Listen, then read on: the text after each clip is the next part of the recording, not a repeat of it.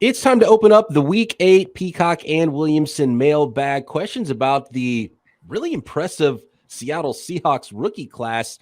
Seattle in first place right now in the NFC West. How is that happening? What is the outlook for that division going forward? Questions about quarterbacks, Matt Ryan, the future Hall of Famers, Rodgers, Brady, Russell Wilson. What's going on there? And what's going on with NFL coaching this year? Who's the next coach that could potentially get fired? All that and more coming up on today's Peacock and Williamson. NFL analyst Brian Peacock and former NFL scout Matt Williamson bring you expert NFL analysis every day in less than 30 minutes. Get an inside look into the NFL on the field and in the front office.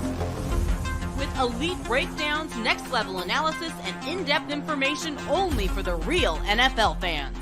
This is Peacock and Williamson, and it starts now.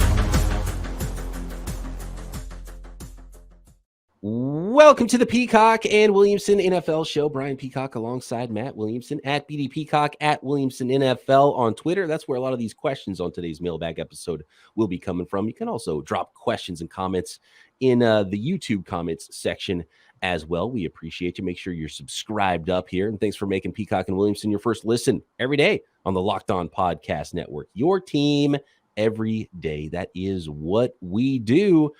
Matt, we've got to start with the question that came down earlier on in the week. And the more you look at what the Seattle Seahawks are doing right now at 4-3 in a really interesting division, currently at first place with Geno Smith. And a lot of it is with their rookie class. 5-6 starters from this rookie class, either playing starting positions or, big time rotational pieces already, and looking like a lot of hits in this draft class. It's been pretty remarkable. I guess we can just lay it all out here on what exactly those players are. We know that, and by the way, questions about Russell Wilson too, and what that's looking like in Denver, and looking like just a massive stroke of genius to trade away Russell Wilson. Didn't think that would at all be the case this year. That would be a struggle for the Seattle Seahawks right now. But no, they're in first place, and a lot of it is because of the play of their rookie class. Pick number 9 overall in the first round, Charles Cross, left tackle. They got this pick because they traded away Russell Wilson. Ken Walker, the second rounder. He's been the NFL's leading rusher since week 5 with 353 yards, and in my opinion was the best pure runner in the class. Breece Hall, maybe some other players had some better receiving skills, but just as far as pure runners, Kenneth Walker was that guy. They got him in the second round. Boye Mafe, their other second round pick, he's starting to get starters reps off the edge. He's got all that you would want, a little bit raw, but probably has a really bright future as a full-time starting pass rushing edge rusher there out of Minnesota. You got Abraham Lucas, the third round pick, 72 overall, started every game at right tackle opposite Charles Cross. You want to start with rookie bookends. That usually ends poorly. It's going pretty well right now for the Seattle Seahawks. And then swooping up on a 4th and 5th round cornerback tandem in Kobe Bryant and Tariq Woolen. And Tariq Woolen has been really the biggest catalyst of this entire draft class, a cornerback with all the height, weight, speed you could want. Thought he would be raw as rain coming into the league, and he stepped in, tied for first in the NFL with 4 interceptions, 5th rounder, and looking like he is the real deal long-term starter out there. So just a ridiculous rookie class so far. 2,111 total snaps by the rookies this season is the most by far in the NFL, according to PFF, which shouldn't be a surprise when you're laying out 5+ starters on the defensive and offensive side of the ball for the Seattle Seahawks. Yeah, and I'm sure that was their plan from the start, is get these rookies in the lineup and take their lumps, and they haven't taken many lumps. Like last year, the Jets, Lions, and Steelers did the same thing, just put a lot of rookies right in from the start and try to build something there. First off, it's a great class, as you mentioned. If they draft well next year, because they're going to have phenomenal resources with Denver's first-round pick, they really could. Good right now. Yeah, right. Think about what they could back-to-back here. And, Geno, to me, is the perfect bridge plus quarterback. If they draft one in the first round or whatever they do at the quarterback position, you don't have to rush him in. You can win with Geno. He's playing extremely well. And I remember when the draft ended, the big narrative around Seattle was, boy, Pete Carroll and this organization don't know what they're doing. Why are they drafting a running back so high? And I thought, and I remember talking on here going, was that your impression of me, by the way, Matt? A little bit. It crossed my mind as it was coming out of my mouth. Like, maybe my co-host was one of those guys too. And he has a little bit of affinity for not loving the Seahawks. But anyway, Walker looks like he's going to be one of the best backs in the league. I mean, he's phenomenal. And I always say, like, if you are going to invest in a back early, kind of like Breece Hall, Najee Harris, it's like, if it's preparing for the next quarterback or helping your young guy, which in this case will be next year probably, I think that makes more sense. But I also remember referring to their draft as a Noah's Ark draft. I mean, 2 zebras, 2 lions, 2 tackles, 2 edge rushers, 2 corners. So if you want to bash these guys for taking a running back high, don't ignore that the 3 most difficult positions that aren't quarterback, they took 2 of. And they had a lot of resources in the draft because of that Russell Wilson trade, and they did take an offensive tackle and a defensive end before they took a running back. So they did address those high impact positions and high value positions before they did dip into the running back position. And if you're going to draft a running back high, you better hit. And it looks like they did with Kenneth Walker too. And look, I've told folks this on the Locked On 49ers podcast. If you're going to take a running back, I would rather take a great running back in the second round than a mediocre one in the third round. The 49ers drafted Ty Davis Price. I was like, don't love the value there. I'd rather, if you're going to take one, take a good one at least. And to back up your point, I wasn't making fun of you, but I think I said yesterday or the day before on Locked On Dynasty, we had just bumped Breece Hall up to the number 1 guy. Well, I'm making an argument that Walker should be number one now, but inevitably in your corner, Breece Hall just got hurt. Is Walker long for this world too? I mean, I know that's your argument about not using these high picks in these guys because they always get hurt. Yeah, and you can get pretty high level production from replacement level players that you draft later or even undrafted free agents, and that's sort of the rub there. And so, which as witnessed by the New York Jets right now, you spend high resources on a running back, looks good, you hit on him, but he still gets hurt, and now what'd you do? You had to trade for a guy who was undrafted, and you get him for cheap. Like you can always find one. Yep. But, I mean, they're producing. So it's not just running back driven either with that Seattle Seahawks draft class. So looking pretty phenomenal there. And then Woolen's really the hit. Like Cross you thought would be good. Yeah. Woolen is the home run, though, for where Woolen and getting a third round starting tackle in Lucas as well. I think those are the 2 that really push it over the top because, you drafted offensive tackle in the top 10, you're supposed to hit on that, even though that doesn't always happen. But yeah, it's the rest of it, and all the way down through the 5th round, and you're getting long-term starters. And wow, and Woolen's looking like a star. And like obviously he had the physical abilities, but how quickly he's come along is pretty impressive. Yeah, big time. And you might think that Pete Carroll can coach up a DB a little bit too. And perhaps they've had some mid-round corners with length and speed that have done okay. Izaz has the question. I know you are discussing Seahawks draft class today, but on a side note, I contend that the Hawks have the best future quarterback outlook in the division if they can get a franchise QB in the next draft. That's a huge if. That's a pretty big if. And look, they have the draft resources, which is nice. They can do what they need to there at that position. But the odds that if they draft, whoever it is, are they going to be better than what Matthew Stafford is currently, or what Kyler Murray is currently, or what Trey Lance might be? It's just as big as an if of the rest of them. So I would definitely squash that and say no, but they do have the opportunity to look really good after all this. If after trading Russell Wilson, they actually get better and they now have that veteran stopgap quarterback in Geno Smith, who's playing really good. And then you can develop a quarterback. If they do hit, then yeah, that looks really good. Yeah. Oh, absolutely. It's way too early to say they're the best shape at the quarterback position. Yeah. I love Geno as the bridge guy. I don't even know enough about Young and Stroud and those guys yet to say they're better prospects than Lance or Kyler. I mean, so I'm getting ahead of myself on that, but I love where they're sitting. And by the way, currently the Seahawks, because of that Broncos pick, would have the number 5 overall selection in the 2023 draft going into week 8 here. And we know a lot of things can change. We do have some questions here. If they're not careful, though, that Seahawk pick could be in the 20s. That's true. That one's going up. Yeah. Unfortunately. Yeah. We do have some questions about Russell Wilson and what his Hall of Fame outlook is starting to look like now. Other Hall of Famers, Rodgers, Brady, potentially even Matt Ryan. What's going on with them? What's going on with the coaching, the offense versus the defense right now in the NFL? It's a chaotic season so far in 2022, really all across the NFL, with the exception of maybe 3 football teams, I think. So we'll get into all of those questions coming up next. These days, every new potential hire can feel like a high-stakes wager for your small business. You want to be 100% certain that you have the access to the best qualified candidates available. That's why you have to check out LinkedIn Jobs. LinkedIn Jobs helps you find the right people for your team faster and for free. So why not go to where everyone who has a job is looking for a job, might not even know they need a job, need a new job, need your specific job. Over 800 million people are on LinkedIn. Just add your job to the purple hiring frame to your LinkedIn profile to spread the word that you're hiring. Simple tools like screening questions make it easy to focus on the candidates with just the right skills and experience so you can quickly prioritize who you'd like to interview and hire. It's why small businesses rate LinkedIn Jobs #1 in delivering high-quality hires versus leading competitors. LinkedIn Jobs helps you find the qualified candidates you want to talk to faster. Post your job for free at linkedin.com/LockedOnNFL. That's linkedin.com/LockedOnNFL to post your job for free. Terms and conditions apply.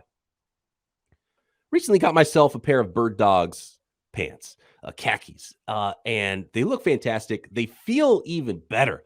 The right amount of stretch, but they're really nice looking. They're pants that you could wear to work. But my favorite usage for these, and use them a couple times going out on the golf course. And I roll out on the golf course, feel good, look great. People look at me probably and think, hey, this guy might know how to play golf a little bit, right? But Little they know. And then I shank it onto the wrong fairway. But at least I looked good, right? And I feel good while I'm playing my 18 holes of golf. And the versatility of Bird Dogs pants and sweatpants and shorts is really the key here because they are high quality. Think about the highest quality brand you think of joggers or khakis. And these are right there and so comfortable, and you can get them with liners or without. And it doesn't matter if you're, in a soggy Florida summer day, or you're 10 degrees in New England, or you're 65 degrees, which it is every single day in the Bay Area. They are the most comfortable pants and shorts in existence. So go to birddogs.com, enter promo code Locked On, and they'll throw in a free Bird Dogs rope hat. That's birddogs.com, promo code Locked On, and boom, a free Bird Dogs rope hat with your pair of Bird Dogs pants. The most comfortable shorts, pants, and sweatpants with built-in liners or without. You will never take these things off, I promise. Thanks again, everybody, for making Peacock and Williamson your first listen today. For your second listen today, check out Locked On Sports today. From the games that matter the most to the biggest stories in sports, go beyond the scoreboard and behind the scenes with local experts and insights only Locked On can provide. Locked On Sports today, available on this very app that you're listening or watching this podcast on, YouTube, wherever you get your podcasts. Let's go to this question here, and this is the other side of that Russell Wilson trade. JDS wants to know, has the last 2 years hurt Russell Wilson's Hall of Fame chances? And do you think this is it for guys like Rodgers, Brady, and Matt Ryan in the NFL? The end... Ryan is at the end, and that I started to really show up last year. Mm-hmm. Brady looks disinterested. I mean, that's the wrong word, but not himself. Bad offensive line for Brady. Things clearly aren't going great in maybe his personal life and professional life on the field. So that feels like, it could kind of weigh on you. And he already retired last offseason and came back. It's like, is this what he came back for? So he's probably not feeling great about that. He doesn't look as good. Like, is this face almost too thin now? Did he take TB12 too far? Is there something else going on? Yeah, a lot feels like very, very close to the end for Tom Brady right now. Yeah, and I think, we all knew this was probably going to be his last go round either way, but he doesn't look like the same player, and he's not, elevating anybody around him at this point, and isn't as crisp and reacts to pressure more, and his footwork isn't as sound and as confident. Stafford, I think, is an elbow, to be honest with you, and his line's horrible. I don't think he's at the end, but it does remind me a little of Ben whenever he had that elbow surgery. A big, strong arm, strapping, first overall type of prospect that just doesn't have the fastball anymore, Right. And Stafford's had a lot of injuries throughout his career before this, and the penchant for, trying to do too much, throwing interceptions. He's throwing a pick six every single week, it feels like. I know. It's not going great, and his offensive line is bad, so he's not going to get healthier this season because he's getting hit too much. I think maybe this is a year we say that's the beginning of the end for him, but it's not the end. Could you see Rodgers just retiring after this year too? I mean, he seems so frustrated, but he signed a ridiculously big contract, and that's going to hinder their ability to help him. I never understood the Rodgers. I mean, I understand anytime a player signs a big contract, but from Rodgers' perspective, I was surprised he didn't sign some sort of a deal that was like, I can get out of this and be a complete free agent next offseason if I want to. Yeah, right. Like, I don't want to be here anymore. I'm going to go somewhere else and try it, or just in case he wanted to, like a player option type of a deal. And I get the feeling that maybe even Brady and Rodgers, could there even be another team at some point involved? Like would Rodgers be like when Brady left the Patriots? Yeah. Could Brady even say like, maybe send me somewhere else the rest of this year? This isn't working out well. Or maybe Matt Ryan too. Could any of those quarterbacks end up on another roster before the trade deadline next week? Oh, wow. I mean, not Rodgers. He's going to be there this year. Right. Especially Matt Ryan. If Matt Ryan's not the starter anymore and a team's like, man, we need a starting quarterback. Matt Ryan? He wouldn't be for me. I mean, I didn't really approve of this move. But, like when Rivers went to Indy, he survived, and more than that. I mean, he wasn't a bad player. I mean, Ryan to me is a bad player. Ryan's also expensive, so his contract is part of the reason they're shutting him down. So I don't know if he takes another snap. It makes the NFL, and I talked about how the NFL is chaos. It makes it so interesting this year too, because we've had such an influx of a lot of young quarterbacks recently, especially that 2021 draft. And those quarterbacks haven't looked like they're the next generation quite yet. Signs in a lot of different places, some flashes, no consistency. Another draft class of that looks pretty good at quarterback coming up. And these old timers that have been playing, I call them old timers, like people haven't done what Tom Brady's ever done. Like even what Aaron Rodgers has done is pretty remarkable, right? Like playing into your late 30s. And like when you start to get to that point, it's hard. And so these guys hanging on that have been playing so well for so long, eventually when they're done, it's a huge shakeup in the NFL. So unless you're like the Bills or the Chiefs, and it might even make them look better going forward because they've found their guy and they have a youthful star quarterback that can take you places. That's going to be tough for some other teams, and it's really shaken up the entire NFL. And this year we're really seeing it because the old Hall of Fame guys aren't playing at that level either right now. No, I mean, I think the NFL has a little bit of a crisis is the wrong word, but the scoring is down. I always harp on O-line play is a problem that they have to mask throughout the league, starting at the league offices. But you nailed it. I mean, the old guard is playing worse than ever. We just named all those names with this tweet. The studs look great. Recently, too, Roethlisberger and Drew Brees and Rivers and some of those guys even just very recently. And so many teams came into the year with high expectations and felt good about their quarterback. Remember, Jimmy Garoppolo couldn't even find a home to play. And now half the league, it feels like, has terrible quarterback play again. Yeah. And there was a gap. Like if that's the elderly group, even Peyton Manning, like from Peyton Manning to Stafford's era was a nice group of 10, maybe 12 potential Hall of Famers / great players. Matt Ryans are better, Eli, those type of dudes. And then there's kind of a gap. Like Russell Wilson's kind of the only one his age that should be in his prime now, where I always say there's an axis where your mind and your body both hit the right spot where you still can move around and you still have enough body where it doesn't like Wilson does, and your mind sharp as could be, and that's really your prime quarterback years. And who else of his era is in that neighborhood that's a little younger than the Ryans of the world? Frankly, it would be Andrew Luck. I mean, his ripple effect throughout the league is massive, let alone what he's done to the Colts. And unfortunately, this year, we haven't – which quarterback stock has gone up? Jalen Hurts. Jalen Hurts, yeah. Jalen Hurts is – and Tua, right, exactly. And then Tua's had the hiccup with the concussion stuff. And but not that, Lawrence, not anyone's drafted in the last 2 or 3 years. Yeah. And is it going to be Pickett? Is it going to be somebody next year? Like they need another wave that we thought was coming, and it's a little questionable right now. Right. Lamar Jackson is in that tier of players that, but there's not that many. You thought there would be more to jump into the tier of we feel really good about where we're at quarterback. Yes. And the team's probably sweating right now at that position. So I mean, Lamar's with the Mahomes class to me. I mean, like Right. We know he's really good. And I think Burrow is too. But even Herbert, I hate what they're doing to Herbert and his injury. Like he's not the result, even for Lamar Jackson, the results haven't been great this year. Herbert, no. Joe Burrow, they're struggling a little bit. It looks like they're kind of finding maybe a little something, and you felt they were gonna hit their stride, the Bengals, waiting for it with the Chargers. So yeah, we thought it was going to be the golden age of quarterback play with all the older guys that are still playing at such a high level and this youthful movement of future stars hitting all at the same time. And we're really kind of seeing the opposite. The future stars aren't hitting yet, and the old guys are now starting to show their age. I honestly thought Herbert would be knocking on the Mahomes Allen door by Halloween. And you can't say that at all. And I don't blame him necessarily, but he's not even close at this point. Unfortunately, I hate to say this, folks, but maybe it's Deshaun Watson.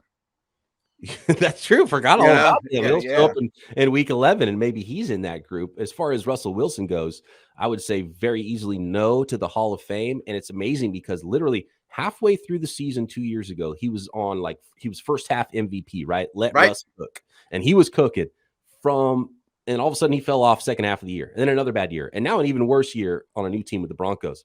Like that was an abrupt end that I didn't believe for a half season. Didn't even believe when things were weird last year with the Seahawks. And now it's like, and he's taking care of his body too. So it's not like a broken down. Well, he is a little bit injured right now, but it's not so much that he's old and broken down. It's like, well, maybe losing athleticism was enough, and he never really developed that I'm going to be an old pocket passer.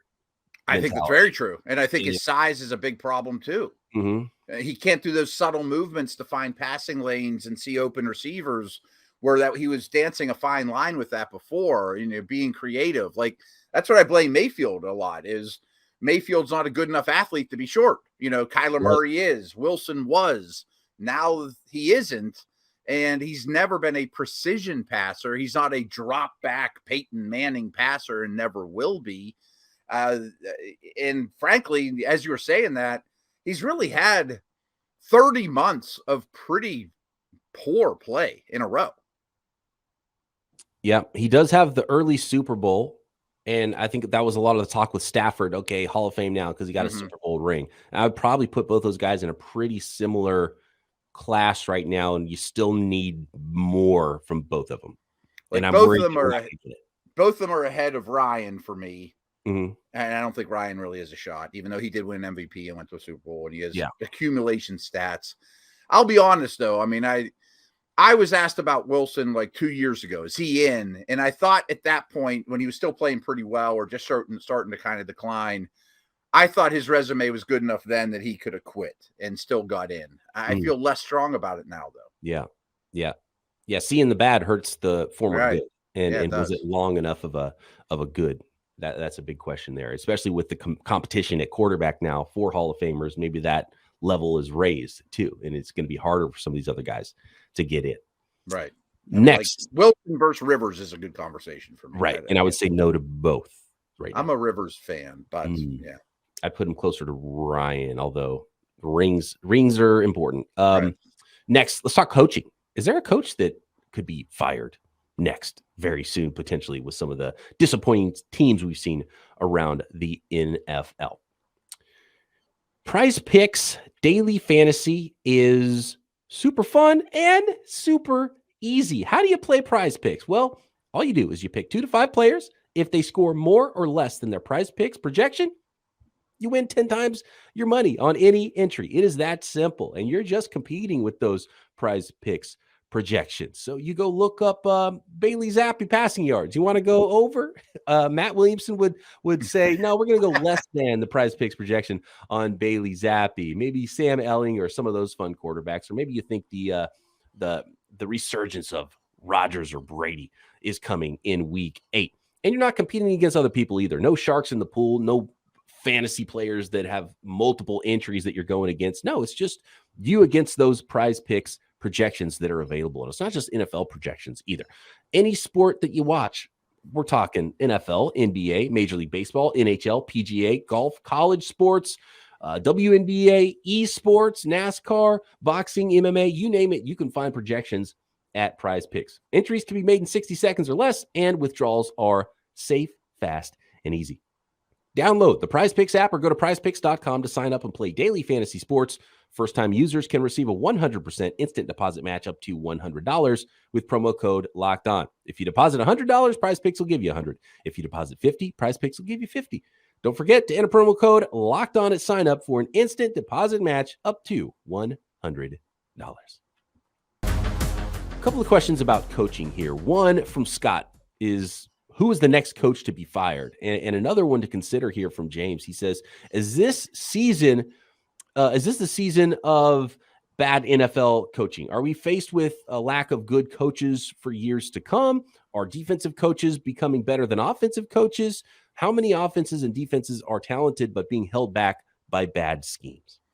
I think coaching's, I don't want to say an all-time low, but it's also a worry in the league right now because I think the hiring process isn't great. You know, we're just going to get great play callers. And I'm not picking on Mike McDaniel. I think he's going to be great. But he's an example, though. Like, I want leaders. You know, I read Bobby Bowden's book, and he's like, I just want to hire people that are smarter than me and are eager.